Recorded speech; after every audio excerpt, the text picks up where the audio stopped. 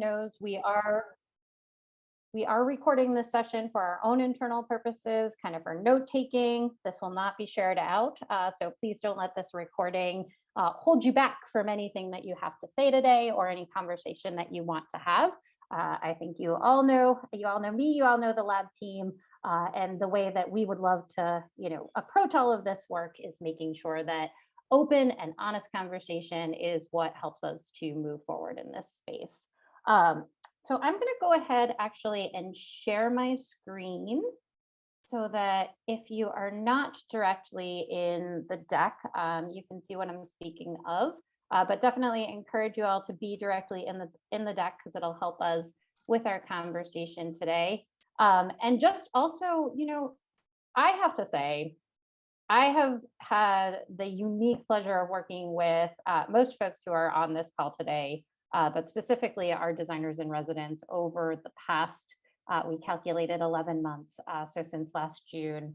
And one of the things that has stood out to me is just the true willingness of this group of individuals who are higher education leaders, really from across the nation, to get down and dirty, to ask themselves the hard questions and to ask the questions of one another. And so we all know that throughout this past year, those questions have gotten harder and harder when it comes to funding, when it comes to policy, and when it comes to really this hairy question of building our own ecosystems. And so before we get started with really the housekeeping and the meat of our conversation, I just wanted to say that it has been a true joy to work with this group of individuals over the past year, and just wanted to thank you all for going above and beyond. We asked you to commit to maybe 4 or 5 sessions, and I think we've ended up with 12 to 13 with pretty much full attendance, and that is just amazing, especially with everything that you all are dealing with every day. So heartfelt thank you for this all to you all, and hopefully we can continue to work together as we move forward. A little bit of housekeeping. We will be using our slides today as an interactive tool. So I will be asking folks to populate some information into those slides. We like to keep a very lively chat box. So any comments, any affirmations, or any questions, we will also be dropping resources in that chat box as we go along. I know I sent an email this morning with a ton of links for folks. But so we'll be resharing those links as we go throughout, and all slides and materials, as well as the recording, will be shared with everyone who's here after this meeting. And we will definitely stick to our hour agenda today. So very quickly, what is that agenda? We want to get a sense of who is in the room. And then I'm going to go through a little bit of what this cohort has been working on. Take you through our theory of change, our process, and our 10 elements of kind of the future state that we would like to see higher ed be building towards, and then introduce our levers for impact. And at any time, I mean, this team, I will do some talking, but I want this to be a conversation. We are rooted in relationships here, and we are rooted in that conversation. So please feel free, if there's something that I say that you'd like to question or engage with, everyone is welcome to do that as we move forward. But to get us kicked off in some way that is, I hope, a little bit of fun, I'd love to get a sense of the 3 groups who are in the room today. So we have a cohort of 11 designers in residence representing higher education leaders from across the country. We also have some team members from the Education Design Lab and some team members from the Gates Foundation. So what you see on your screen, and just so you know, this is on slides 4, on slides 5, slide 6, maybe slide 7 too. So feel free to take a box and very quickly, don't overthink this. I know there's a lot of overthinkers in the room, but don't overthink this. Just type in one of the boxes. You should have edit access, your name, your title, and then a 5-word call to action for higher education. Think big, think bold. I did an example here. So you can see my name, Leah Michella. I am a senior education designer with Education Design Lab. And my 5 very quick call to action is center learners and expand effective partnerships. So here's a quick challenge. And when you finish, take a chance and look around at what others have said. So just a quick icebreaker to get us started. And I think I see some boxes highlighted and a lot of anonymous animals typing. So yeah, get going.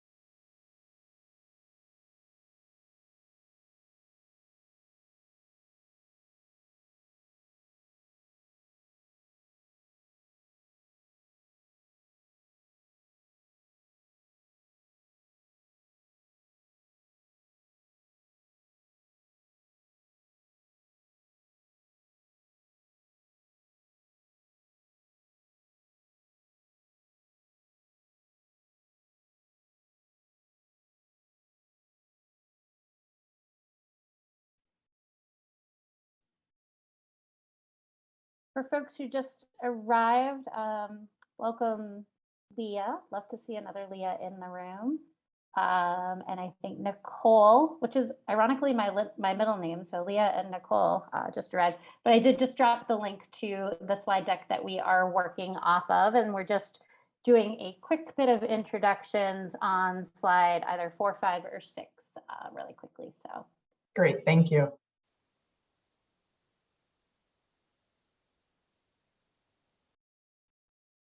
And drop me a note in the chat if anyone is struggling to access anything.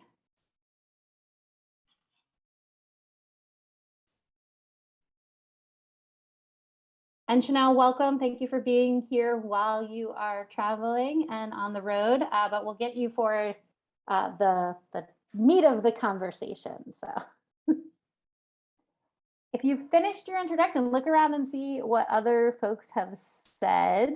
I see some definite alignment here, but curious if anything stands out to anyone in the room, if there are any kind of call to actions that you look at and you say like, yes, absolutely.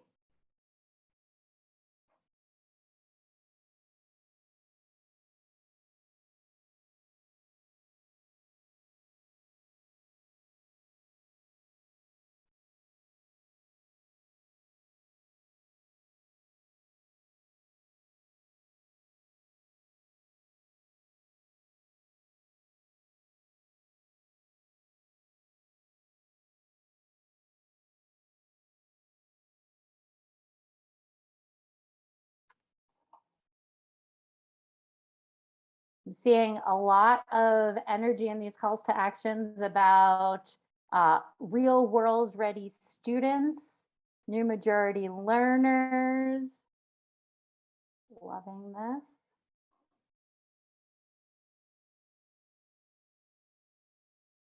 I might save these and, you know, make some t-shirts out of these.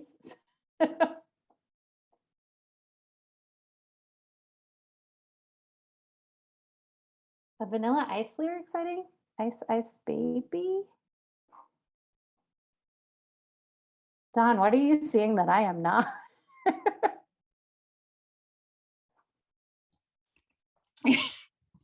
He's right.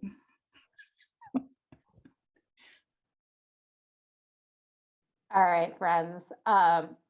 Keep these going, keep thinking. And again, so much of this is really about like, what do we want to see?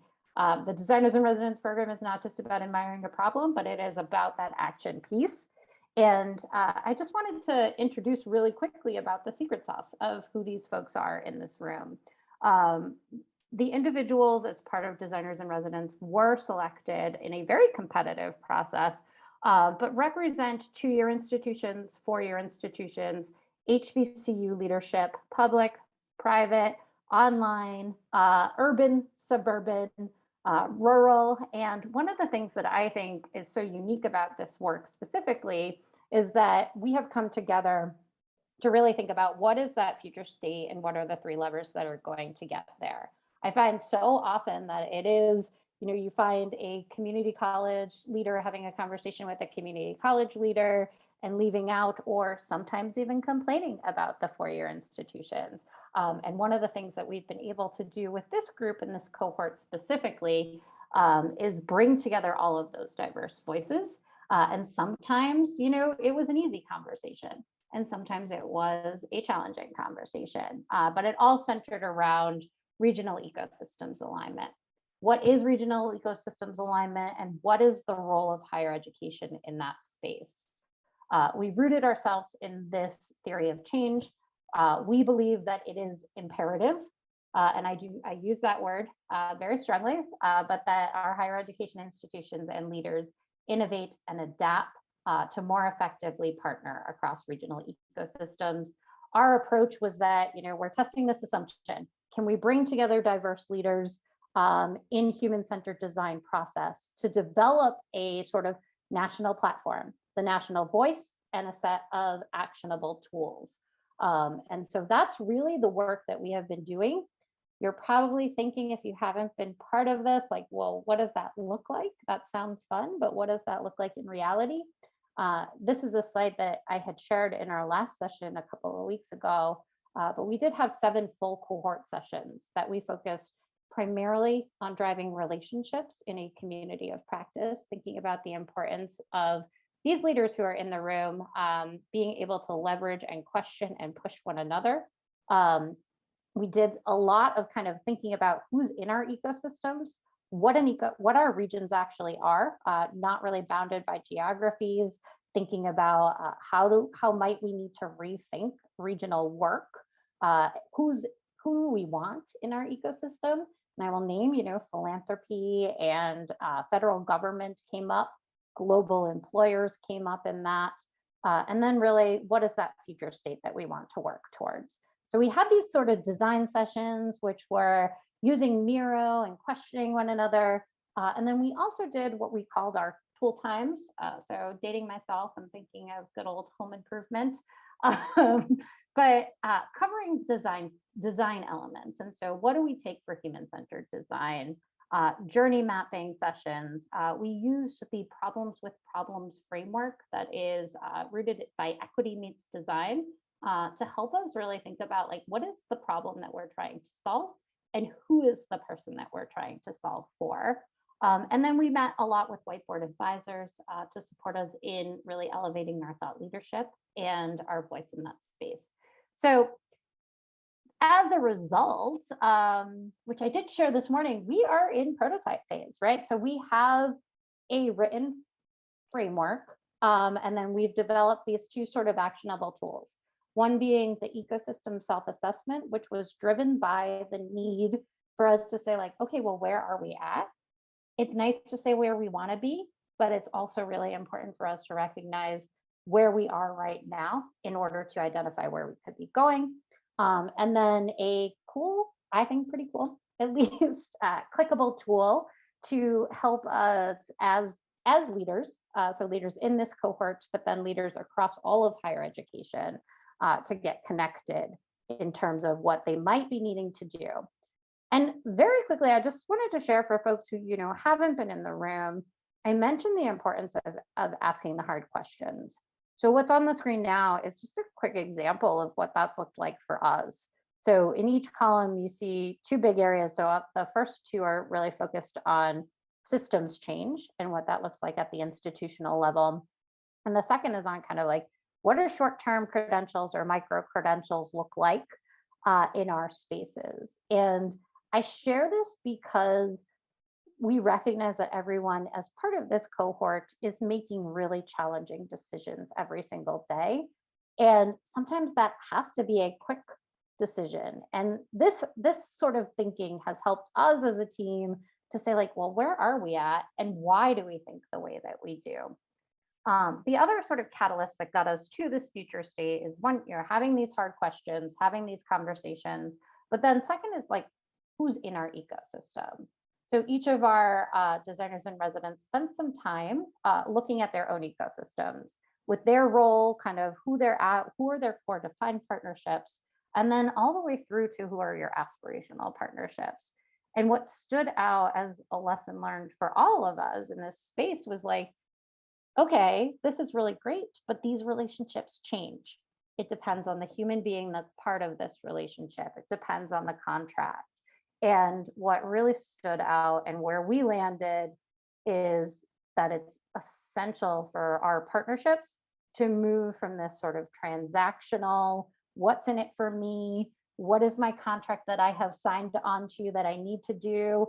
Into what is that transformative shared vision that we have within a region?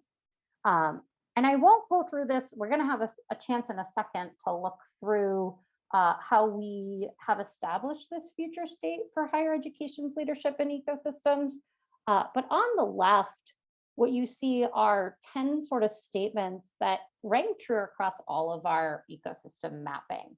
And I say this as a point to drive home because an ecosystem in suburban New York City for a community college is very different than an ecosystem for a four-year university in Houston, Texas. So these were some of the themes that really came up for, partnerships are driven by that what's in it for me mindset. We need a clear value proposition, and sometimes there isn't one at this point. We want to partner directly with employers, but then there's kind of this internal leadership's perspective that changes that relationships, and how do we as leaders help perpetuate and bring new voices to the table. So I know this is a lot of content, but what I want to do is on this slide here, so slide 15, if you are following along at home, I put our 10 elements of the future state on this screen. And I'd love for folks, if you're here, to take, and I'll do this as an example, you can take 2 dots and vote for kind of like from your perspective, from your world, wherever you sit. If you are, a designer at the Ed Design Lab, put your dots to like, what do you think the future state for higher education's leadership in regional ecosystems could be? So everyone who's on this call, I want to let's get some conversation going. So feel free to move. You have up to 2 dots. There should be 2 dots for everyone. And move there. And I'm also seeing in the chat box that there is definitely a Designers in Residence playlist, and we will be sure to share that because we work hard, but we also play hard in this group. So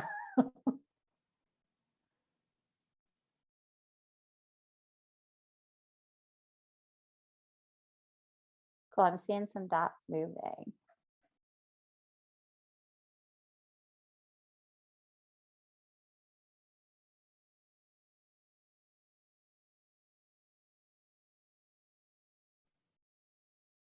And if for any reason you're struggling with tech, feel free to just put a note in the chat box and we can move your dots for you. Kenna and I are definitely game to move the dots if need be.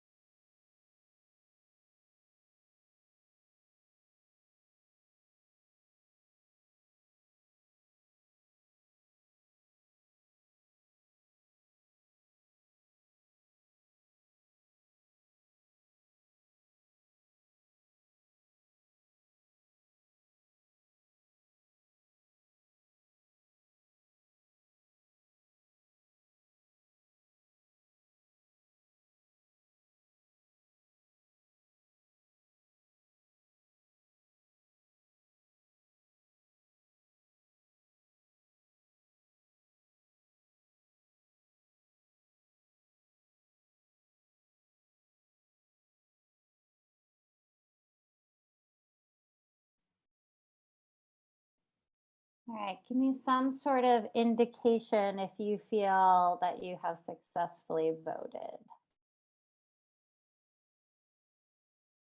I got a couple of thumbs up. Also, Adrian, I just noticed how amazing your background is. Labbies, we got to invest in that cool type of background. If you all look at the SNHU branding, it's powerful. Awesome. All right. Well, I would love to hear, let's get the conversation started. I will open this up with just kind of a broad question. I see a few groupings of dots around higher ed being willing to accelerate internal change to meet the needs of industry and other partners. And the other place where I'm seeing a lot of energy is around equity and communities. So yeah, would love to open it up for conversation. What drove your voting, or what questions do you have about these? And I know this is not a quiet group, so. I chose the higher ed is willing to accelerate internal change. And that just, part of my own mantra, you got to realize how hard it is to change yourself before you can change others. And so just thinking about that, like, if we're going to try to lead and get people to be more transformational in those ways, we have to do it for ourselves first. And so that's where just for me, I think if you can show folks that you're willing to change and show them how you've changed, they're more willing to do it versus asking folks to change and, they can't see the work that you put in yourself. It's almost like, I don't know.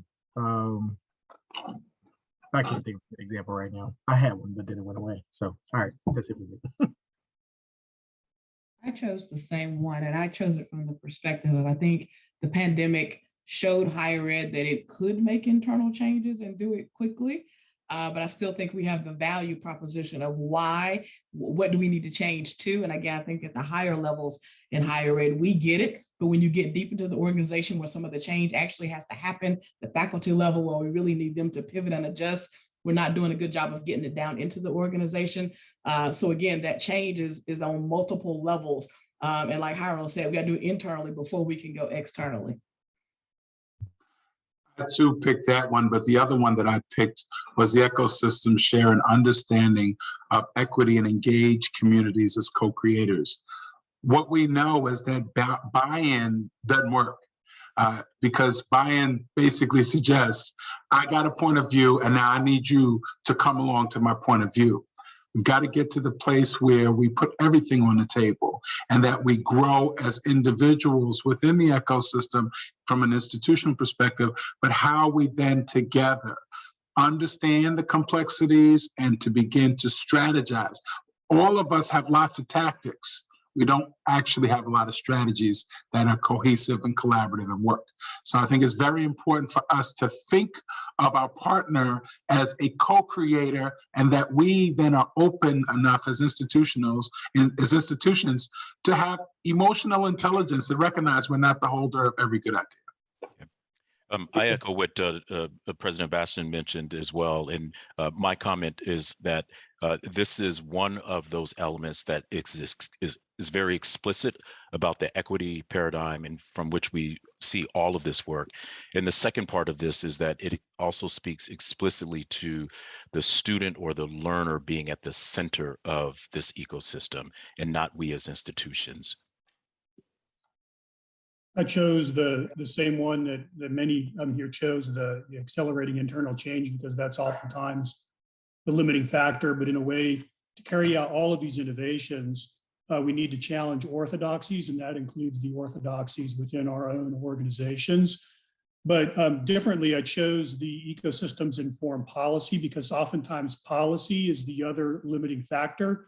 And many policies are, in fact, the reasons why we have systemic inequity. And so until we are demonstrating those innovations as use cases to then change policy down the road, we can only do so at a certain level until it becomes regional, state, or national level policy change that's needed. I did also select the need to change, and then the second one was the creating a culture of innovation, investing in a culture of innovation, because I think what we do not want to get to just we make these changes now and then we wait another 30 years to change something. I think we have to really invest in a culture that's adaptable, constantly changing and adapting, and meeting the learner's needs, but also the employers and the other partners, but also not losing sight of of our mission of providing the lifelong learning experience and the role that we play in creating that. And they're not mutually exclusive; they really go hand in hand. And I think we need to do a better job at communicating that and making people see that. Let me just add in here. I mean, I agree with all of the comments thus far, but on the one that's around equity and engaging communities as co-creators, for me, it's also in part that we're coming to the table in sort of this posture of humble learning, right? That we do have internal processes that need to be changed or adjusted or fixed, or, you know, we're never going to be at a point where we can say, yes, we're ready to engage.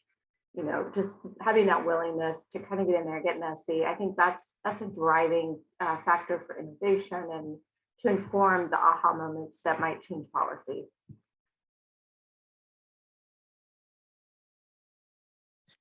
And this is Chanel Ford. Hello, everyone. I'll be on video in just a moment. I'm traveling, but I will say from an equity perspective, speaking of a voice from the historically Black college and university ecosystem, I see equity as a needs-based approach, particularly in the area of resources.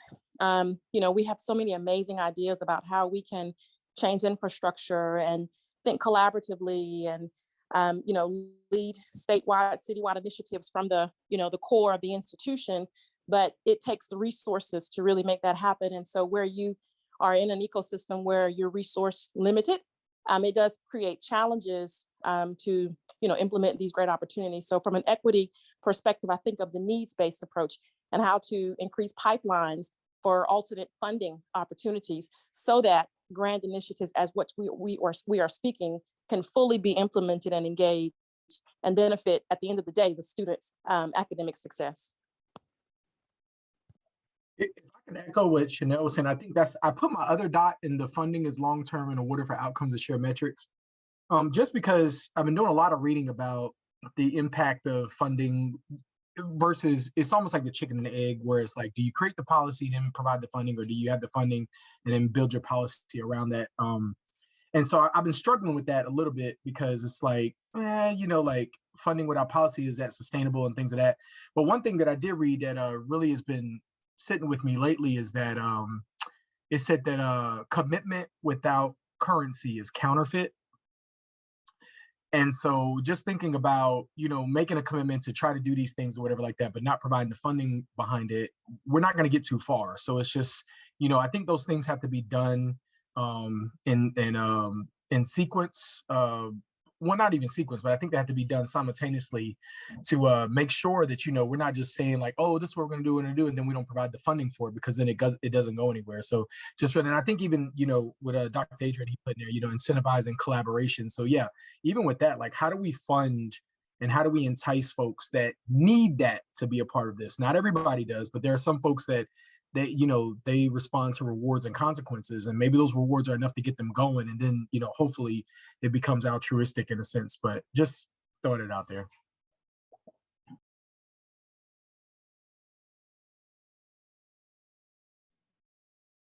I know we have heard a great deal from a lot of the cohort members, and I'd love, you know, are there any questions or anything that is resonating with either our friends from the Gates Foundation or with my lab colleagues as well? Would love to hear your thoughts.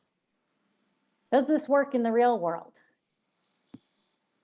Yeah, I asked to add a new line, which was services and advising follow the learner, because the thing that I've been worrying about lately in the future state, if we're talking about, you know, sort of requirements for the future state, is that, you know, we're moving, whether we like it or not, to a learner empowered, which is good, but learner is on the hook to make their decisions and manage all parts of what is becoming a disintermediated process, or, you know, you're getting shorter and shorter units of learning and pathways and credentials and certificates, and it's all on you, the learner, to organize it throughout this ecosystem. And so the idea that services and particularly advising is, I think, the thing we're really worried about at the lab. What happens to advising in a world where, you know, fewer and fewer learners are in a degree, you know, are in it for a degree granting institution?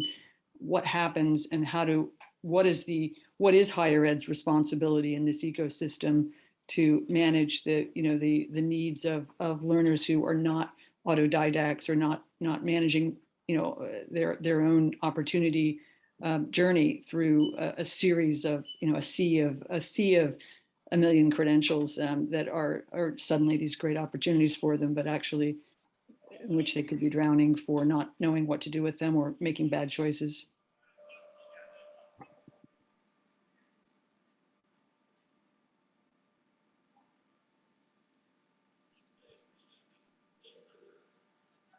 Yeah, I think that's really helpful. And I like the context of, how does this fit into our ecosystems driver? And what is the role of higher ed in that space? And I will name that, we've had a decent amount of conversation in this cohort specifically about that level of influence that we have within our regions to be driving those conversations, but then also what are our limitations in that influence and how can we ensure that everyone is brought across the ecosystem into that conversation. Anyone else have anything they want to add or any kind of surprising elements of this conversation from where you sit? Well, Leah, this is Nicole.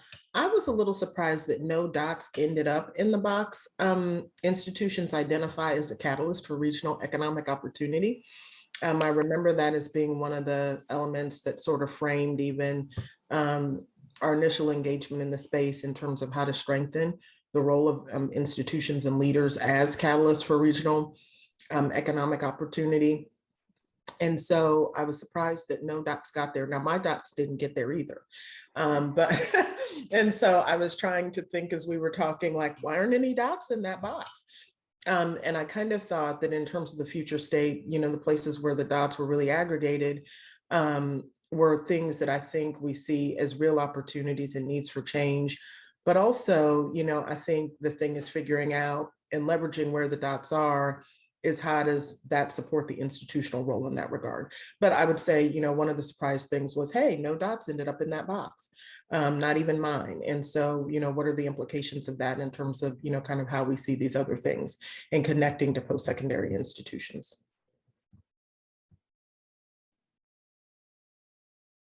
Yeah, and Nicole, I just, I assumed that was because every institution somehow believes that they're a catalyst for regional economic opportunity. Now, whether they execute on that or not, or whether that's real or not, is a whole different question. And I think that's what all the other boxes speak to. But I was thinking that that's why nobody thought that was, a priority, because there's just kind of this working assumption in that, sure, of course, we're part of the economic growth in the region. Am I right? Asking it's in our mission, yes. So, we have it in our strategic plan. It's one of our strategic goals, and I'm assuming others as well. So, yes, you're right, Lawrence. But I also think we only had 2 dots. And so I think if we had a little more dots, you might see a little more diversity in dot placement. But I think that's a really important point that was just made. And that's why there's so many more in the ecosystem share and understanding. At least that's my perception here, because we might all identify ourselves as catalysts for regional economic opportunity, but if we don't share an understanding of what that means, then we're sort of operating in our own little vacuum, which is probably what's been happening for so long. Yeah, and as I look at that, I wonder if folks would sort of embrace that from a research and development perspective versus a learner-earner perspective. Like, do institutions see themselves as developing talent that will be catalysts for regional economic opportunity? I know sometimes research and development they often do, but I wonder if they do the same for learner-earners as well. Yeah, Brian, this is Adrian. I think that was part of the assumption or the embedded definition when we talked about the understanding of equity.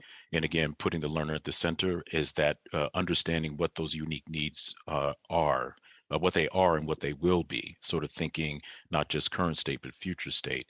And then I think Kathleen mentioned something earlier, and it was in the chat about the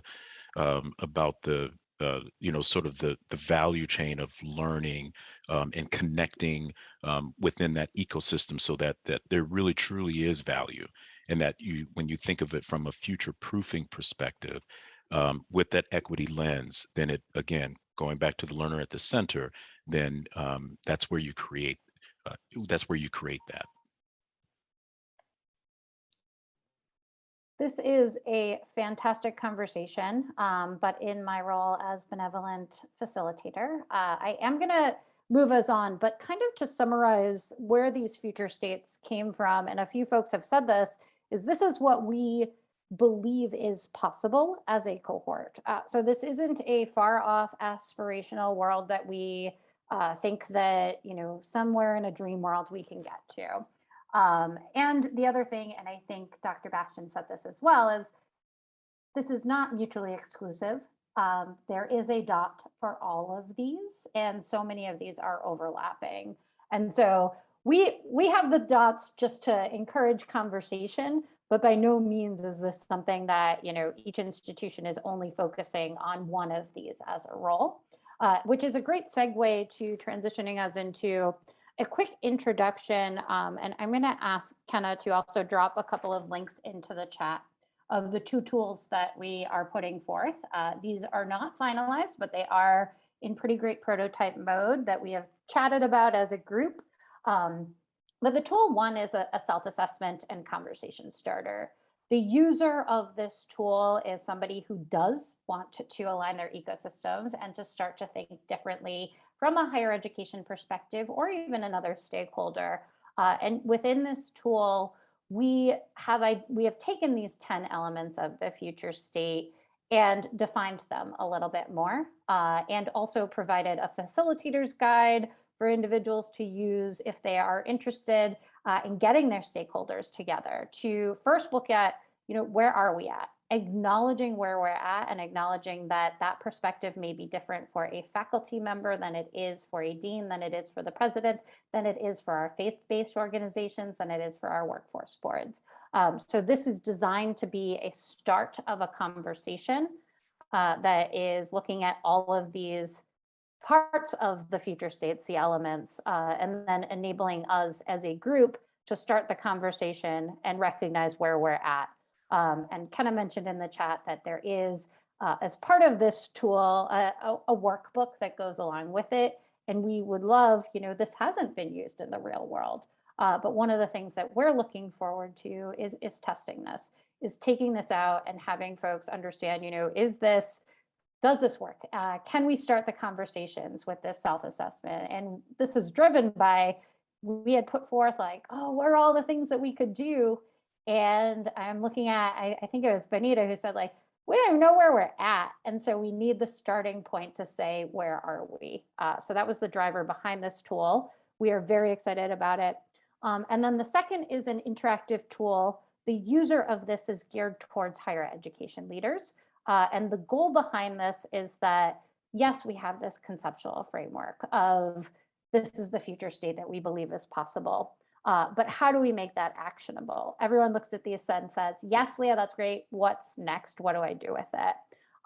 So this is an actionable tool that identifies questions and identifies our localized identities and our regional drivers and motivations. So one of the conversations we've had as a group consistently is that everyone has a different need within their region, a different identity, metrics that we're trying to build towards, and that's okay. So we can be connecting use this resource to start those conversations, as well as meeting leaders where they're at. So it's kind of a choose your own adventure model and a conversation starter. And then also one of the opportunities that we really saw in our conversations was the need to welcome stakeholders into the conversation, including learners, our faculty, our partners in the field, folks we want to be partners. So this is designed to be an inquiry-based approach as opposed to a prescriptive step-by-step of what you must do.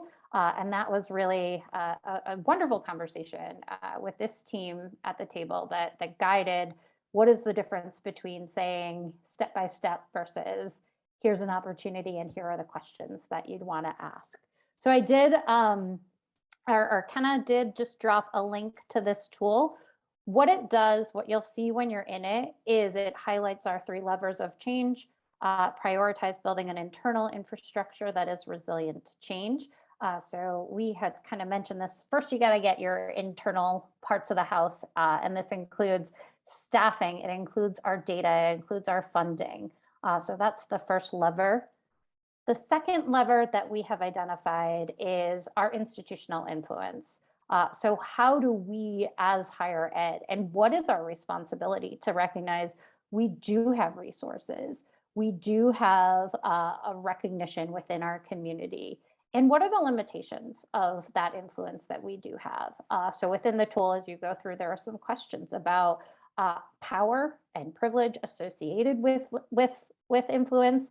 And then bringing it back to what was raised in our previous conversation is that in order for this to be state sustainable and move from an idea into a solid process, how are we thinking about how higher education ecosystems are impacting policy? And then our third is, I think, really core to everyone in this room and a driver for everyone here, is that none of this is possible if we adhere to the old ways. And that there needs to be a space for innovation. And I forget who said it earlier, but highlighting the fact that it took a pandemic for higher education to realize how quickly they could change. And this is our lever, is saying, let's not wait till the next pandemic. Let's embed that opportunity for innovation. But that needs to be, I think, to Jairo's point earlier, something that we invest in, something that we incentivize, and something that we bring more voices to the table. Innovation is not just something that is done by the groups of leaders who are constantly decision makers, but how are we bringing our learners and our students and our alumni and our faculty and creating that space that removes the barriers and normalizes that culture of innovation. And that we know is hard. And what our goal with this tool, if you are maybe clicking into it in another screen, is that, what are the questions that we could ask? And so this is a prototype. It is not done, but we did want it to be something that is interactive. We did want it to be a long-term conversation starter as opposed to a static website. So please feel free to click that link. Kenna and I would welcome any feedback, both on usability as you navigate it. I think this cohort has given us a lot of insight in terms of maybe there is too much text on this, and how do we innovate to really get that down to be bite-sized and digestible for folks as well. So I'm going to move us into, we have about 15 minutes left. I have thrown a ton of information at y'all. So we'd love to see kind of what's sitting with you in terms of what comes next. We have put forth in the paper that we're going to release on this is kind of, designing for an equitable future requires working collaboratively in new ways. The education and employment landscape is going to continue to evolve, and it's not possible for us to work in isolation. And we would even pose that working in isolation is actually harmful and perpetuates gaps in wealth and access and opportunity. So I'm going to pause there. I put 3 questions on the screen and would love to just kind of hear from this group of, like, as you hear this, if you're hearing it for the first time, what some of your reactions might be, and in what ways could you or do you envision yourself elevating the imperative? And for our cohort members is like, what continues in this space? What would you like to see continued? And what resources are needed to make that possible? And we have about 15 minutes for this conversation. So please don't hesitate to jump in.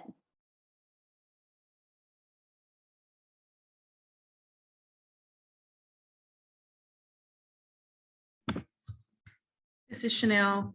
Thank you for asking that question, Leah. For me, it's really continuing the conversations and action steps forward, because we worked upon, we worked on this model for about 11 months or so, and it has promise, but it can certainly lose its sauce if we, not continue the conversations and not continue with next steps that are sustainable, because we certainly want to see change. I know that in the beginning of our initiative, we began with the vision of closing racial and economic opportunity gaps. And that's a big step. That's a tremendous milestone, systemically, structurally within the education system. And it affects, many layers. It affects our teaching practices. It affects institutional operations. It affects collaborative opportunities, and other stakeholders that we engage to assist with, again, reducing or mitigating, the gaps that we see in equity, as well as economic opportunity and upward social mobility for our student populations. But I would love to see continued conversations as well as actionable steps that are sustainable, so that we can fulfill the promise that we began with.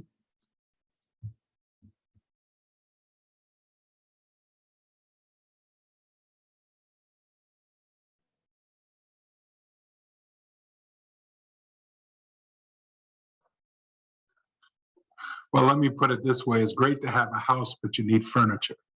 I think we've come together and provided a very good space, some very good ideas, but we need people to actually have the opportunity to use the prototype, to use the ecosystem mapping process, to use, and then to be able to still collaborate with the designers.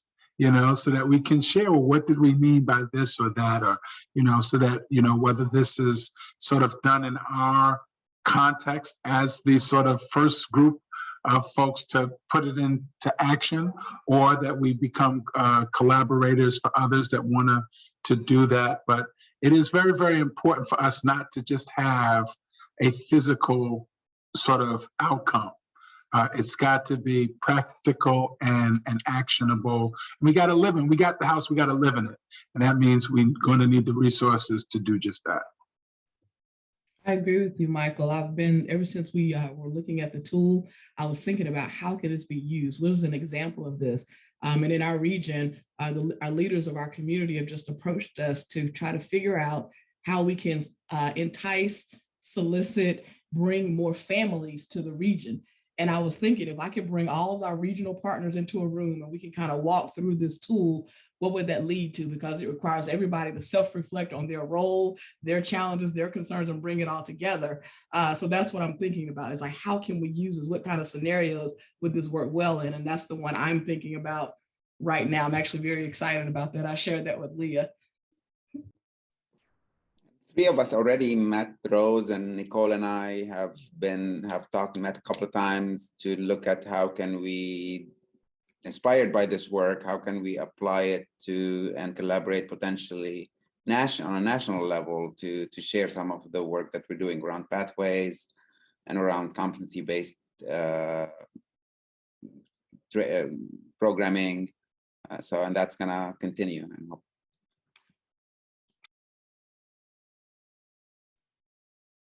Dale Whitaker, and I'm fairly new to the discussion, came in about halfway along.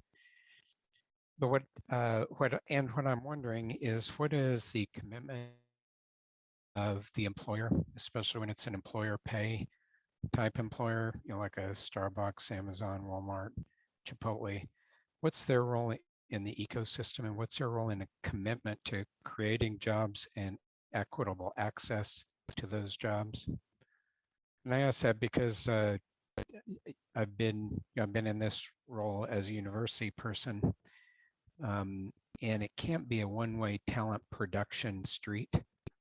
There has to also be a commitment, not just to importing talent from other places, but to hiring homegrown talent.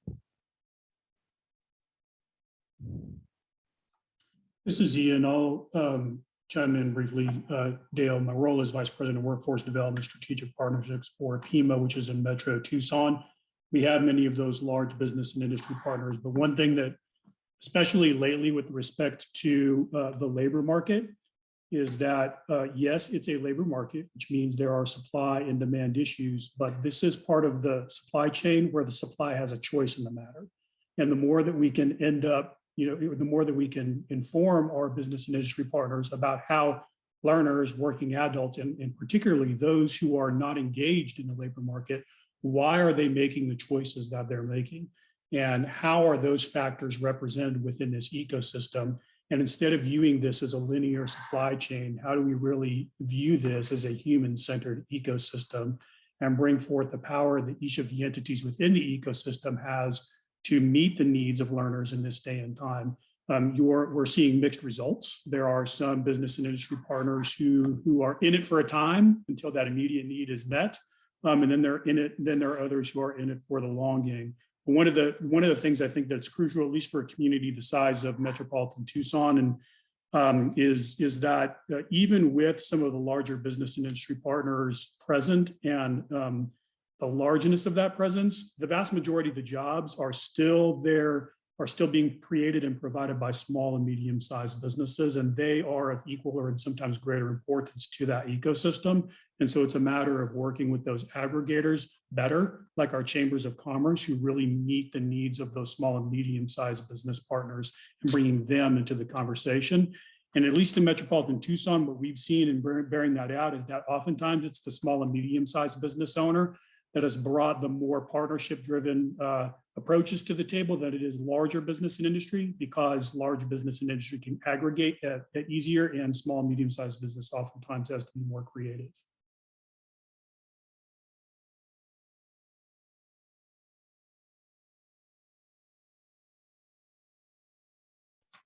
I have a quick question though, Ian, on that point though, which I think is really interesting that you brought that up.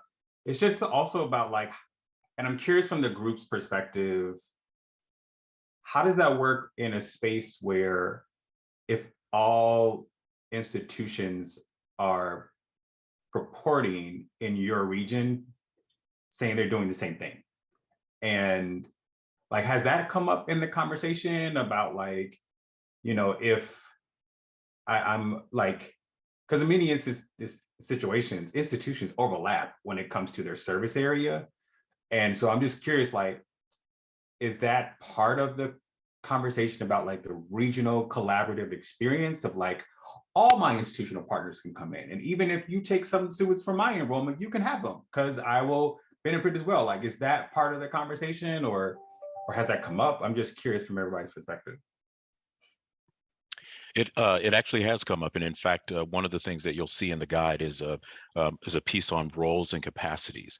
And so one of the things that we found that is that sometimes cripples some of this kind of work is that either everyone comes into it thinking that they can that they can do it all, or this one's the lead or this one isn't. And so in this in this design, it really is clear about what is it that you can bring to the conversation and to this work that can leverage it. The other thing too, Nate, to go along with this is that even though one might think of a geography as the region, this in its design is not necessarily predicated on a geography. It can, but in some of the work that we did as designers going through this process, for me, a big learning was how we think about what, quote, a region is. And so we do have real clarity. We're adding real clarity around what is it that each partner is bringing into the ecosystem, and how do you leverage that for the larger work. And to really be clear about what the problem is. What problem are we trying to solve? So that we pick the problem and then can co-create a way forward that then allows us to not be doing everything, but to do the things that we want to agree to. I think picking the problem is one of the critical elements. I would also like to add, Nate, to just respond to your question. So if we're building a praxis, then it certainly is appropriate that we have attainable outcomes. And with that, as it relates to how do we know if each of the institutions are working to a certain standard at that point, again, building a practice that has outcomes that are set to a standard, then we can certainly be reassured that at the larger regional scale that we will achieve our intended goal. But again, it has to start with, now that we understand the problem, as Dr. Baxton mentioned and Dr. Hagerbrook mentioned, as it can't always be localized to the region, but if it's a praxis and it has outcomes, then it simply is a matter of us defining what those outcomes would be, and then, working from there to achieve them. And every institution that serves as somewhat that hub or that central place to help us to achieve our goals, then again, we're all working toward the same targets, we're all achieving the same outcomes, we're all following the same standard. Nate, I'd just like to chime in relative to your question from a geographical regional perspective. I provide leadership for a regional partnership here in the Texas Gulf Coast, and absolutely every institution that's a part of our partnership has a commitment to supporting the academic success of students and also supporting community development. And we're under a framework of state level goals for improving post-secondary attainment, particularly in terms of, folks between the ages of 24 and 35 and, targeting particular groups. So we kind of, in some ways, would be inclined to say, we are doing the same things. And in some regards, that's why we're able to be partners, because we have some overlaps in terms of what our priorities and commitments are. But one of the things that I think, is a challenge really for our regional partnership is that even though we think we're doing the same things, we're not all doing the same things, and we're not all doing it sort of in the same way and at the same level. So some of the partners, because it's a partnership of 13 community colleges and universities, public community colleges and universities in the region. And so some of our partners actually really have more integrated experiences in terms of learning with high school students through like dual credit. Other partners have a higher priority and commitment for workforce development. And then there are, partners that are trying to leverage, other partnerships with energy companies and et cetera. And so it's not all the same thing. And I think one of the things that this framework, what I'm hoping this framework will provide an opportunity to do for our partnership is to really help us understand a little more thoughtfully and clearly what it is we're really working on, who's doing what, and not, who needs to take point as an institutional lead overall, but really where there can be more capacity for leadership at multiple levels and at different places in the pipeline. Because we've got to really be thoughtful about how we even leverage our own strength as a resource in the context of doing the things we need to do for our region. We've got, for example, this commitment to increasing student success, which is a part of the talent development side of the pipeline, but we've got to align that with the needs of the state and especially the needs of our region. And what that means for leveraging productivity, from the earliest points in the pipeline, which we very often think of as high school, to those points where there aren't really entryways for folks to get back into a pipeline to build. And so I'm hoping that the things that we've identified in the framework will be useful in helping us figure out, who really can take point and take lead in particular places and around particular issues in the pipeline, where others can take point and lead in other places in the pipeline, so that we leverage our strengths in the most useful, impactful, and appropriate and efficient and effective way for the change that we need to see. This has been an incredible conversation, and I am actually going to let Nicole have the last word in that. But we also, as I mentioned in the chat, recognize that this is the start of our work together. In some ways, this culminates our cohort year, but we really realize how essential this is, this work in ecosystems development, but also bringing together this community of practice of thoughtful leaders. We are actually about to meet with a few reporters from inside higher ed to highlight how this work is hopefully beneficial to the world. So if you are not a designer in residence, I'm going to ask you to hop off of this call. And my designers, I would love for you to stay. Thank you guys so much. We'll be sharing more resources. I will share everything out via email as well. So thank you guys. And we're available if you need anything.